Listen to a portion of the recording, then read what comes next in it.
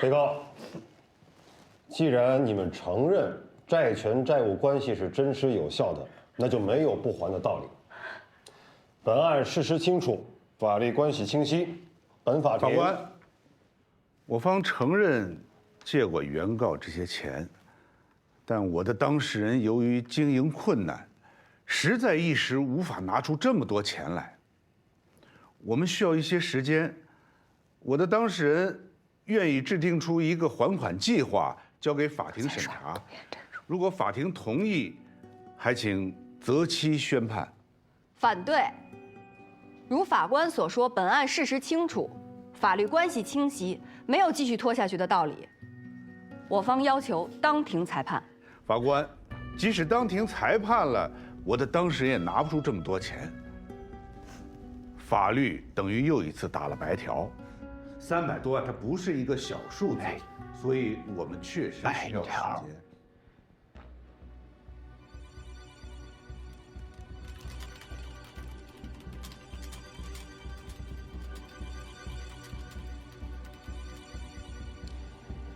被告，回去积极制定还款计划。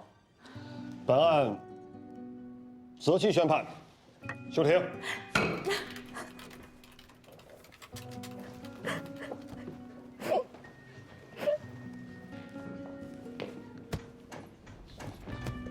哎，白条。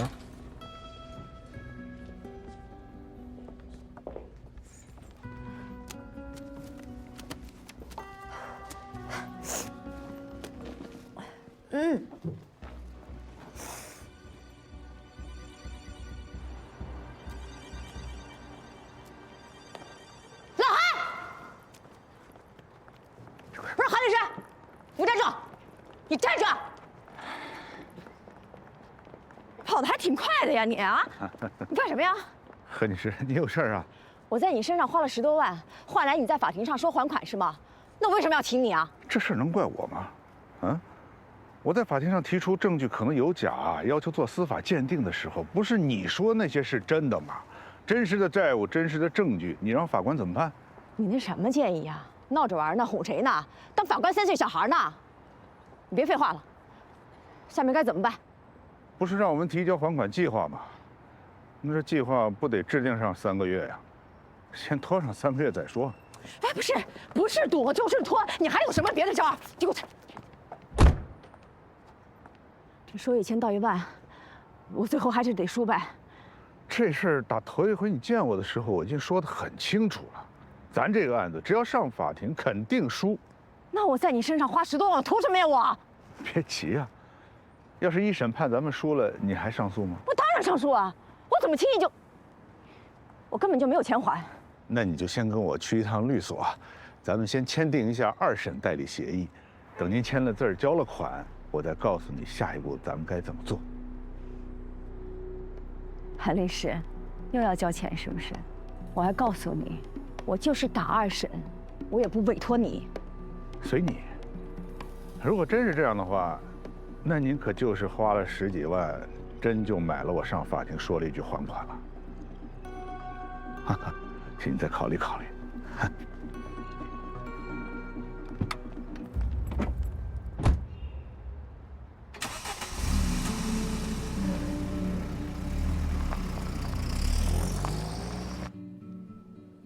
宋阿姨，我知道您的顾虑，但是您也不必太过担心，法律就是这样的，它不会当庭就宣判，所以一旦有什么事情，我们绝对第一时间会告诉您的。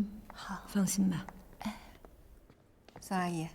哎，那个夏叔，要不你先送宋阿姨回去？好，这给我吧。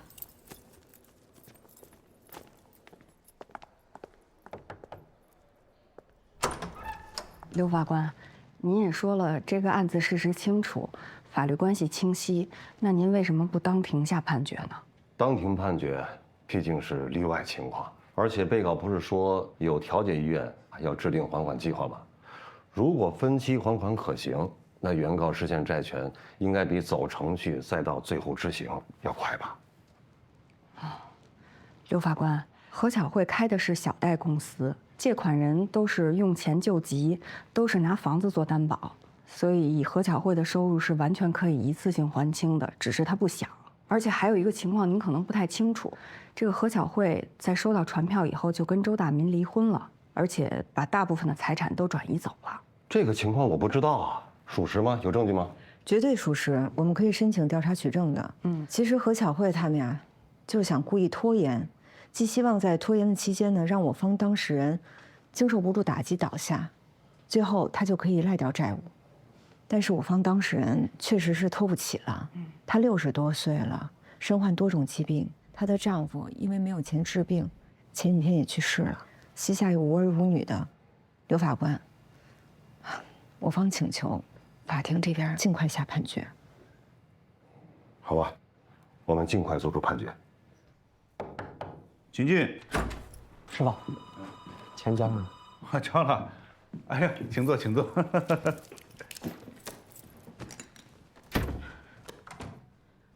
韩律师，前后你在我这儿挣了快20万了吧？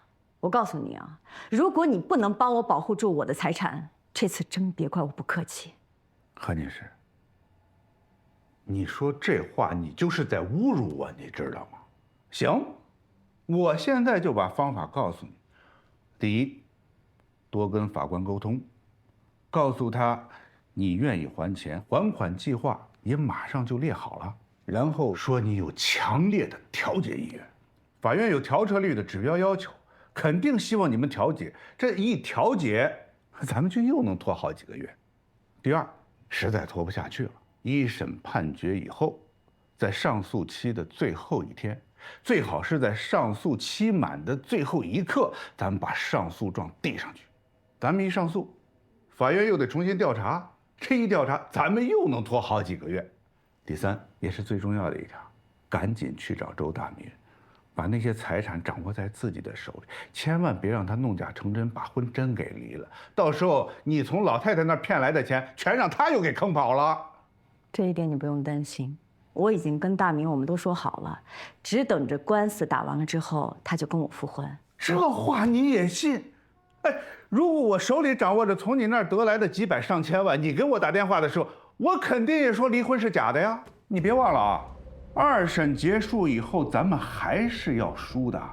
到时候你负债累累，人周大民凭什么跟你复婚啊？你要是不相信，咱们就测试一下，你找一个你最信任的人去开一家公司，你让周大民把骗出的钱全打进去，你看他办不办？哎，不，何女士，我话没说完呢，何女士。周先生，您看一下我们这楼盘，那是我们1期，已经售罄了，这是2期，现在正在开售。我们这个小区啊，特别的方便，出门就有滑雪场，还有高尔夫球场，社区里边还有大型的超市。怎么样，严丽？刚才那2套喜欢哪个啊？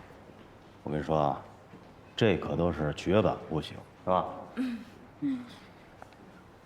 哪个都不想选。这绝版户型还嫌小了啊？唐儿啊，我们俩再商量一下啊。行，那有事您叫我。好。怎么了？啊？这么大一笔钱，你老婆能给你吗？再说了，这要让他发现了，不得撕了咱俩？这个钱啊，都在我这儿呢。这房，我想买就买，我说了算，啊。那大民，咱们今天就定下来呗。必须的，要不干嘛来的，是吧？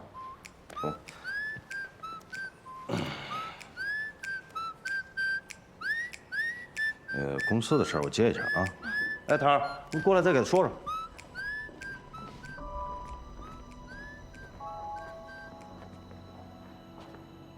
哎，老慧儿，有事吗？你在哪儿呢？我在外边呢。你在外头干什么呢？法官还让咱们还钱。我韩律师呢？那法官叫还就还啊。不是，那咱早还上不就完了吗？干嘛等到今天呢？你别废话了，我告诉你啊，老韩给咱们出了几个主意，我拿不定主意怎么办了？你赶快回家跟我商量商量啊！你快回来。行吧。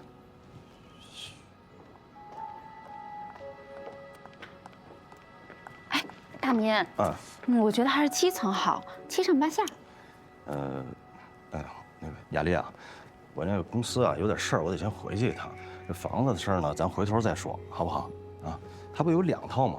啊，你回头呢，你对比对比，然后那个让唐再给你介绍介绍啊。哎，不是，怎么又再说了？不是今天定下来吗？福儿，福儿，催命似的叫我回来干嘛呀？有什么事电话里说不行吗？啊，我这一堆事儿呢。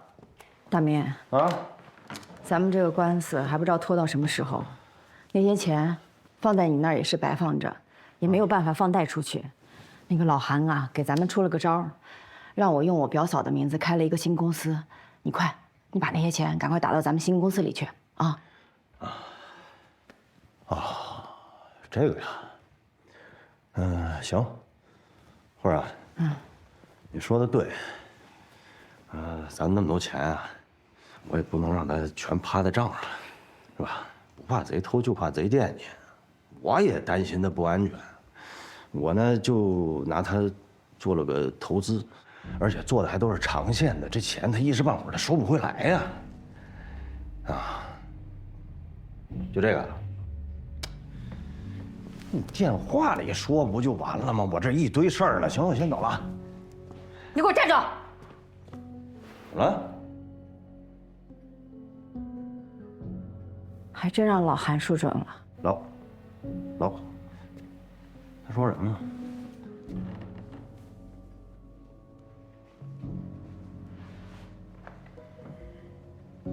周大明，你外面有人了。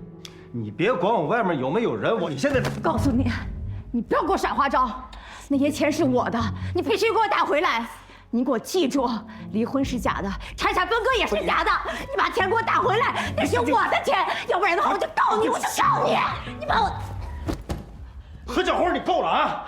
你看你现在这样，就像个泼妇。我就奇了怪了，我怎么就忍你这么多年呢？咱现在已经离婚了啊！刚才你提到那个财产分割协议，你之前是看过的，你同意的，对吧？咱以后驴走驴道，马走马道，以后别再来找我了，好吗？拜托，再见啊！你放屁！你给我回来！你就是泼妇！你给我回来！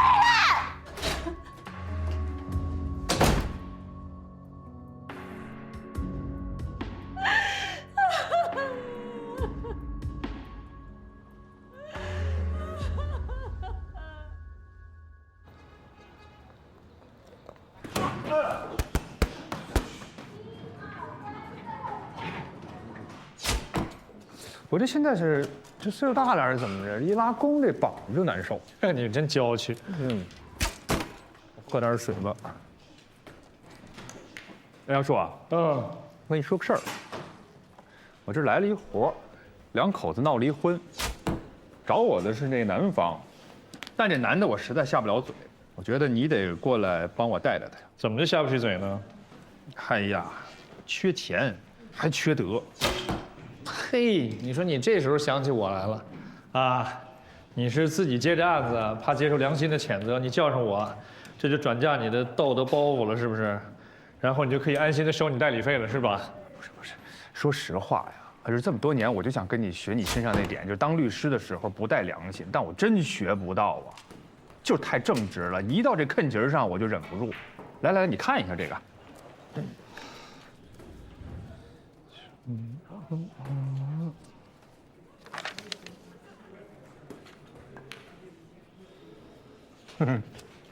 有点意思哈，笑什么呀？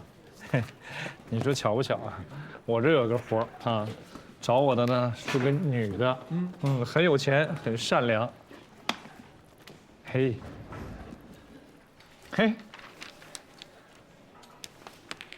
哎，这有意思啊！找咱俩的这是2口子，这巧了啊！男的们要起诉那女的啊，这女方的钱，我估计2口子也过不了多久。不过，从这资料上看，肯定是女方占理儿。完打起来也没啥意思。陈老师，要不这样，咱挑块硬骨头砍，把这男的代理的怎么样？傻吧你？这女的有钱，那管那男的干嘛呀？要不说我是陈无良呢，我还就想代理这个无良的丈夫，就他了。你代理哪个你决定啊？你就把那个代理费给我谈高点。给。那，你这女的怎么办呀？整个周英子吧。合着你这要给人家献殷勤啊？跟华所最近反正也缺少点案源，我之前从他那儿抢过案子，借着机会还给他呗。那咱还是老规矩，37，你替我塞。37这回不行了啊，28吧，28啊。你弟弟我现在不如以前了啊，我现在有个助手，我得给他开钱。怎么还有助手了？哪儿的？这粮营所派的呗，方力宏侄子。那哪是助手啊？不就来盯着你吗？盯我干嘛呀？我怕他盯啊。那我不管啊，咱们规矩就是规矩，还是37。那方力宏的侄子，你让方力宏给钱，跟我没关系啊。那你好意思吗，老薛？有什么不好意思的？再来一局。28啊，你赢了，37，我赢了28。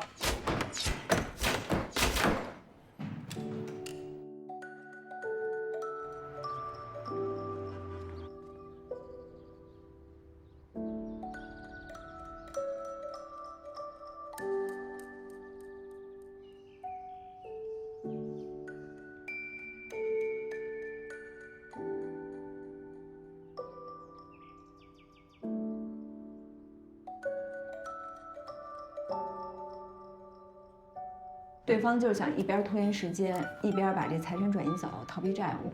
就算最后法院能查清他们是假离婚，可周大民如果把这财产都转移干净了，财产流向也很难查得清，最后执行起来也是困难重重。所以咱们当务之急就是尽快想办法能够阻止他们。英子，周大民的离婚律师是谁？就是陈硕原来那个老搭档，大政所的老薛。对了，夏叔，我们已经找法官谈过话了，法官同意尽快判决。所以你现在的任务就是赶紧死盯着法院，尽快下判决，然后督促法院呢把这个判决书尽快能够送达到对方手里。好，对方肯定会再上诉，不过没关系，咱们呢催着2审法院赶紧开庭。没办法，谁让咱们碰到一群流氓呢，只能陪着他们玩了。走啊！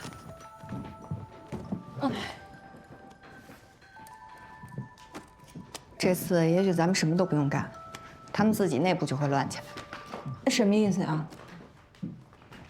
你想想，怎么会那么巧啊？何巧慧丈夫的离婚案，怎么会委托到老薛的手里？那哪是巧呀？那就是陈硕给他们支的坏招。真的是坏招吗？何巧慧这2口子咱们可都见过，她丈夫知道她逃不了还钱，这离婚真的是假的吗？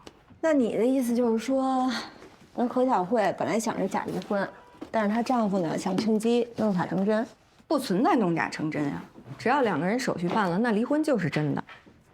到时候法院判何巧慧还钱，你觉得她丈夫还会跟她复婚吗？何巧慧要是明白了这一点，她能放得过她丈夫吗？那陈硕这一开始出这损招，就是已经想清楚未来会发生什么事儿了吗？可他为什么这么办？为什么你不知道啊？不知道。行，既然这案子你已经派给夏叔了，那就让他办吧。咱们俩闲着也是闲着，我手头有一个小案子，咱俩打一打呗。什么案子呀？一个离婚案，粮城所小田介绍的，他要20%的案源费，不接。哎，就小田那种嘴脸，透着一股没出息的样儿。秋华，咱俩可是一出手就把一死刑案办到发回，现在已经沦落到接这种离婚官司的地步了吗？不接啊！我告诉你，以后标的小于100万的，咱都不接。真不接呀？对方律师可是陈硕哎。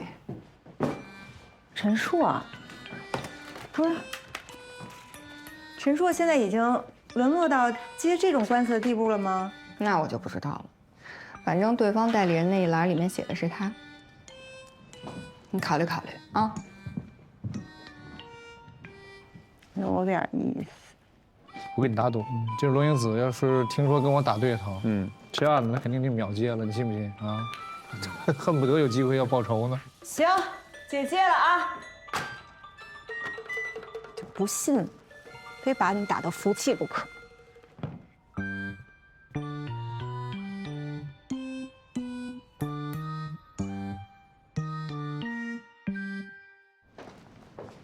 林子，哎，焦女士来了。焦女士，这就是我们罗律师。哎，您好，我是罗英子。你好，给你们添麻烦了吧？不麻烦吧？哎，咱进去说吧。请进。好。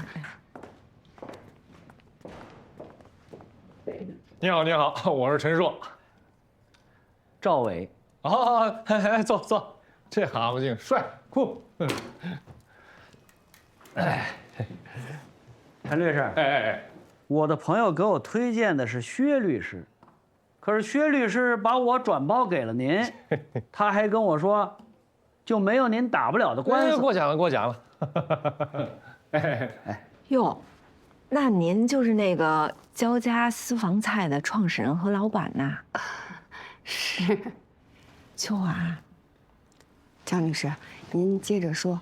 其实啊，我也谈不上什么创始人，我就是因为从小腿脚不灵便，不喜欢抛头露面，就喜欢在家呢琢磨着做点菜。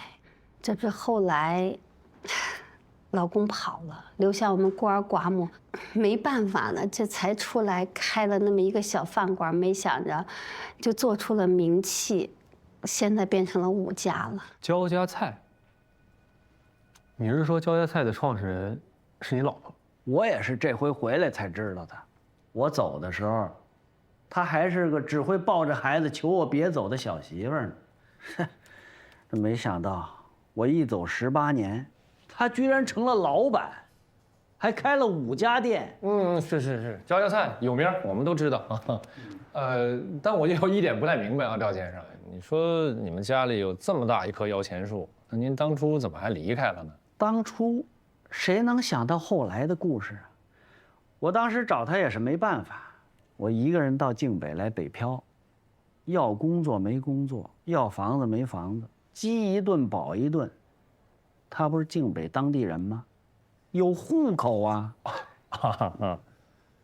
你们也看到了，我这腿呀，从小就残疾，所以呢，不喜欢和人打交道。长大后呢，也没个像样的工作，婚事儿呢就这么耽搁下来。后来有人就跟我妈介绍到了他。我们家燕玲的事儿，你到底给人家说清楚了没有啊？你放心吧，我都跟人家说了。人家小伙子现在就是个农村户口，只要成年户口，人家可看不上你家燕玲。怎么还没来呢？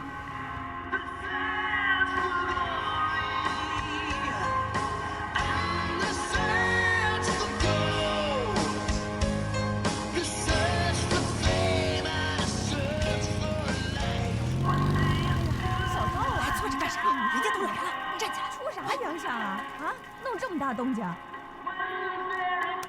我这不是在南边倒了点磁带吗？这正听呢，好听着呢。快点下来！快点下来！来，你刘姨。刘姨好。哎，你好。燕玲。燕玲好。燕玲。带小赵进屋啊！太冷了，赶紧进屋。走吧，你先走吧。好嘞。我第一次见到他，就喜欢上了他。我没想到的是，他也相中了我。上楼梯的时候还伸手过来，想要帮助我。当时就那一下，我觉得特别的温暖。我从小到大不喜欢和人来往，我这性格真的特别的无趣。他完全不一样，他特别爱玩，特别快乐的一个人。然后他就带着我吧去他以前玩的那个地方，那么一帮人，哇！我第一次去这种地方，有音乐，反正是跟我以前的生活完全不一样。然后他叫我一块跳舞。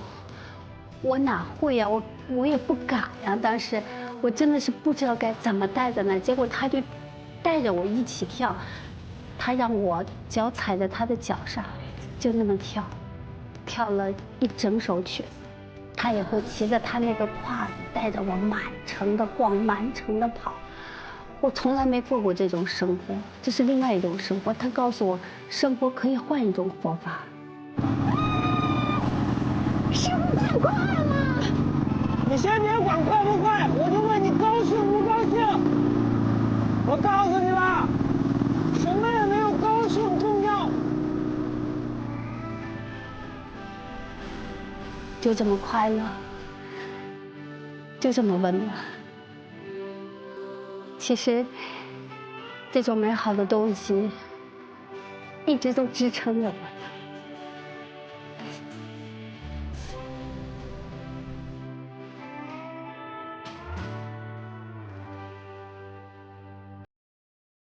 哎，这么听下来，您跟这焦女士，这不是一个爱情故事吗？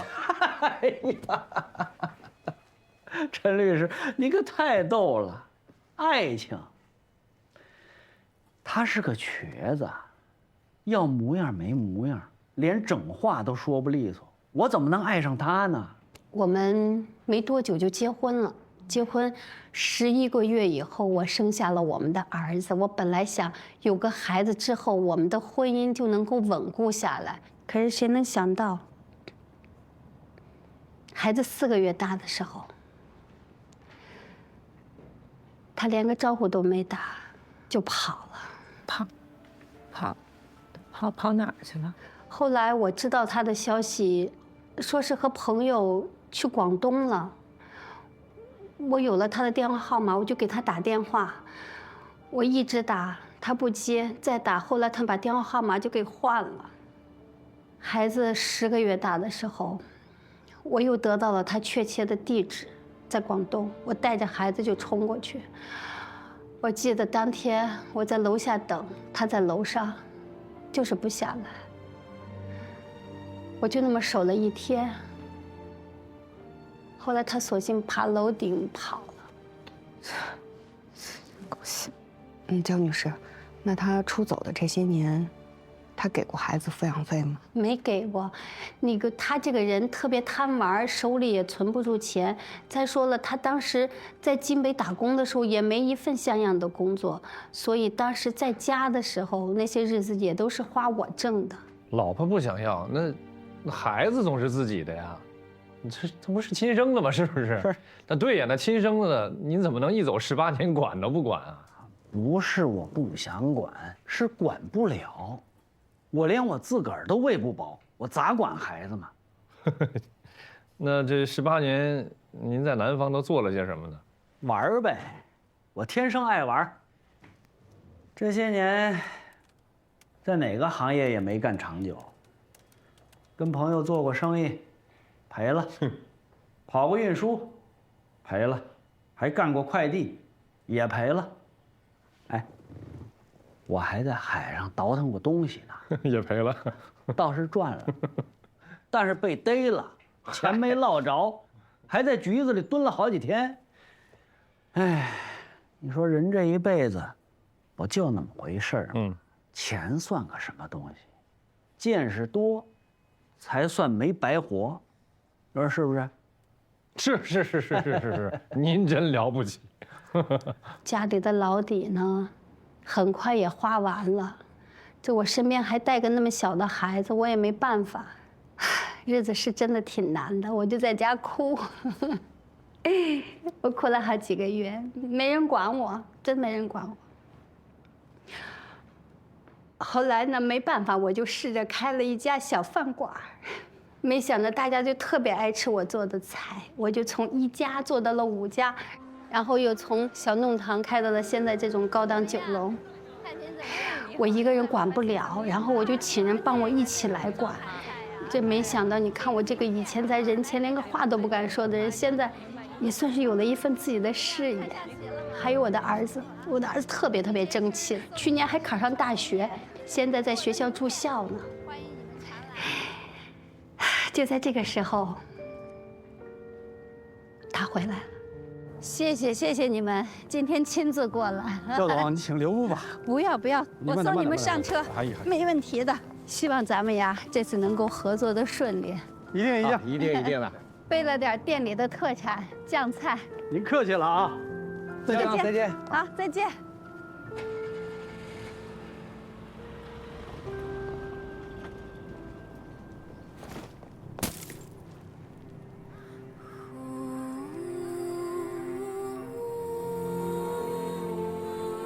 我本以为我像王宝钏一样，苦守寒窑18载，就是为了盼着他回来。可是没想到，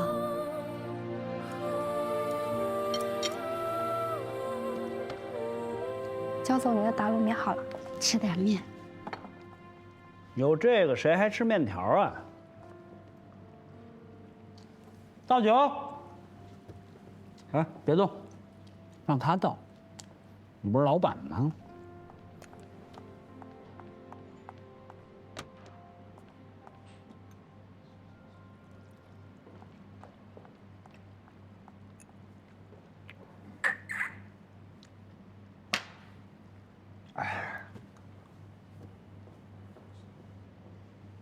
吃好了。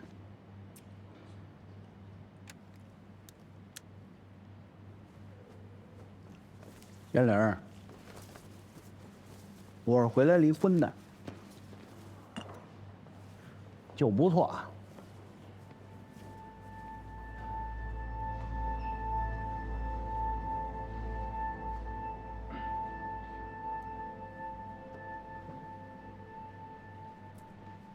这焦女士身家几千万，您可以坐享其成啊，您就玩呗，你怎么还要离婚呢？哎呀，跟你说实话吧，吃饭的时候我就想明白了，我根本就不喜欢这个女人，看她一眼都多余。我就想啊，要是离婚呢，她的财产就是我的，哎，最起码可以分一半吧。既然这样，干嘛不离？是不是？他是不是想要分您的家产呀？他提出离婚，我不同意啊。但是我看他态度特别坚决，我就在想，18年了，他不在我身边，我这日子不是一样过过来了吗？那就离就离吧。我没想到他却提出，要是离婚的话，我的财产就是夫妻共同财产，他要平分。不好意思，赵先生，我有点没太记清楚，你是说，孩子4个月大的时候您就不辞而别，一走18年，对吧？对。那18年之后，您太太靠自己获得了1000万家产，然后您回来就要跟她离婚，并且还要分走她一半家产，有什么问题吗？不是，陈律师，您这助理没事吧？他什么意思？这是？他什么意思都没有，他年轻人说话分寸感差一点，咱别太敏感啊。没事，赵先生，咱继续说，好不好？陈律师，您的助理没听明白，您听明白了呀？这法律的规定，您不比我清楚吗？我和他是夫妻，他的就是我的，当然我的也是他的，他所有的财产都是夫妻共同的财产，要离婚就得分一半。没错，法律上是这么规定的。哎，那焦女士，您这次来找我们，您是不是想跟他打官司呀？不是我要跟他打官司，是因为他想平分我的财产，我不想给他这么多，我想少给他点，结果他就把我给起诉了。这不是畜生吗？焦女士，您这个情况确实比较复杂，您在这稍微坐一会儿，我跟罗律师我们去讨论商量一下。天才，这个案子有点麻烦。是，你说就是这男的，他的做法再恶劣，但是焦艳玲在创业的时候，他们俩已经是夫妻关系了，所以这焦艳玲赚的钱呢，这男的也有权分割。所以我建议，这个案子最好别闹到法庭上，还是劝双方谈判比较好。你说这个男的一走18年，音讯全无，对这个家庭和孩子没有尽到半点义务，他居然要求要分一半，这没有道理啊。对。但是如果1分不给，好像也不太可能。切，要我说啊，对这种渣男，我分他1分钱我都是多余的。哎，没办法，情是情，法是法。你刚才听他嘴里讲的这个赵先生，就是一个无情无义、没有半点良知的人。像这种人要是闹到法庭上，肯定也不会客气的。更何况，他的代理律师是程无良。你刚跟我说了这么多呢，这赵先生啊，我挺担心的，怕上庭吧，那法官不会同情你。我要法官同情干嘛？法律不就是这么规定的吗？法官他不能不顾法律乱判吧？按法律来就是1半儿。是该分1半儿，但是吧，赵先生，这人活着，他金钱确实很重要，可是他名声不重要吗？咱们都是男人吧，他是要这个呀，是吧？那官司打起来，对方把你的过往啊、所作所为全都宣扬出去的话，对你名声很不利呀。焦艳玲吗？他不会，不是焦艳玲，我说的是对方的律师。你可能现在不太清楚啊，律师为了赢官司，他有各种操作、各种方式。比如说吧，制造舆论算是其中一种。就像我刚刚说的，他们把你的所作所为全部宣扬出去的话，舆论会偏向谁呀？偏向焦女士吧？啊，那咱将来上了庭，那你说法官他不考虑舆情吗？不考虑民意吗？也得考虑。那打这官司，咱难度太大了。没关系，我拿完钱就走，别人爱说啥跟我没关系。这事儿你想简单了，现在是互联网时代，雁过留痕啊！我跟你说，你有什么负面消息的话，往那一坐，敲下键盘，电脑屏幕上就全都出来了。他跟你一辈子，你走到哪儿都一样。那陈律师，要您说，咱该怎么办？要我说，咱不上庭。焦女士，尽管这份家业是您一个人创下的，但是你们夫妻的关系一直存续。按照法律规定，如果不是内计中少分或者部分的法定情形，您的家产就是夫妻的共同财产。您的丈夫要求分割也是有法律依据的。我们想尽可能的通过谈判跟对方来解决这个问题，您看可以吗？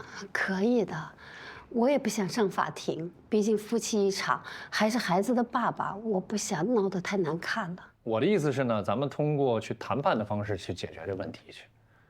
焦女士呢，她现在所有的财产都是在你们婚姻关系的存续期间去创造的，对吗？你们是夫妻，一旦你们离婚，你有财产分割权，只要有这个前提在，咱们就有空间去继续讨价还价去。这怎么了？这干嘛还讨价还价呀？不是1半吗？不是你总强调这1半，我这听了这听这么多遍，1半1半1半，我就问你，这18年您做过什么？您尽过一个丈夫的义务吗？啊，您尽过一个父亲的义务吗？没有，什么都没有。看你就回来了，要分人1半财产合适吗？你给谁听这都不合适啊。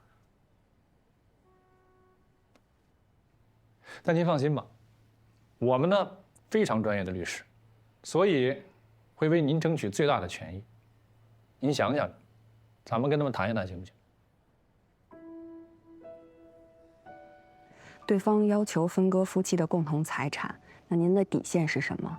您想分给他多少呢？他想分1半，我觉得太多了，而且他提出要现金，我哪来那么多现金啊？我在想，不要做那么绝情，分他一部分没问题的，能不能这样，换一种方式给他，每个月给他一部分钱？他这个人呀，手里存不住钱，我觉得这样可能会更好一些。不好，那个不是，焦女士，你是不是还对他有什么幻想？都到这一步了，我对他还能有什么幻想呀？不是，那你干嘛还每个月还得分他一部分操公司呢？这要我说啊，最好的办法那就是6个字儿：离婚、分钱、走人。以后这个人就在您的世界里面就死了，想都不要想。跟这种烂人，绝对不能纠缠不清。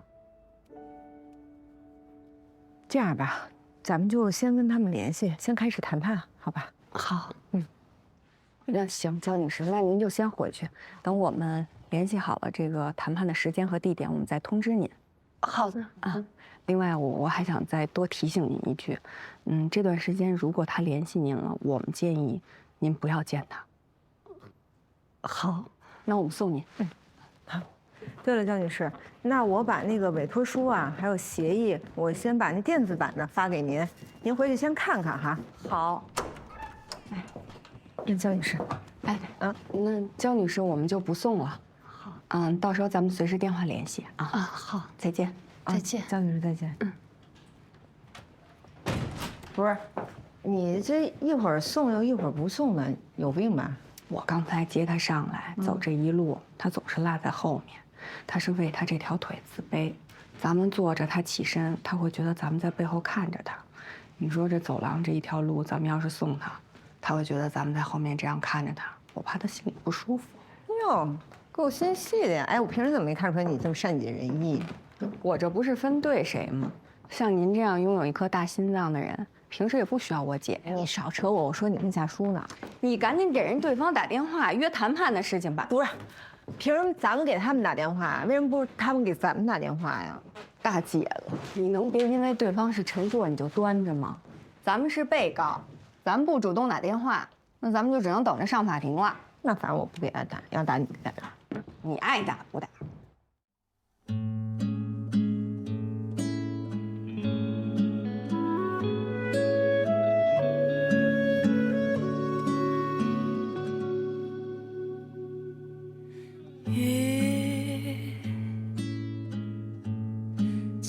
闭上了眼睛，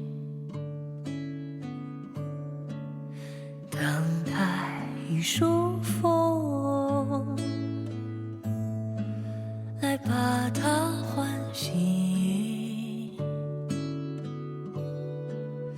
肩上的太阳和雨水的重量